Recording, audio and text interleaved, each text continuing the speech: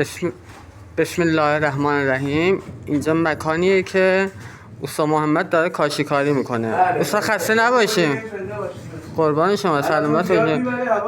خیلی یخ داره. استاد شنیدم آبا یخ زدن، درسته؟ آب یخ زده، ماسه یخ زده، همه چی. و چجوری کار میکنین تو این وضعیت؟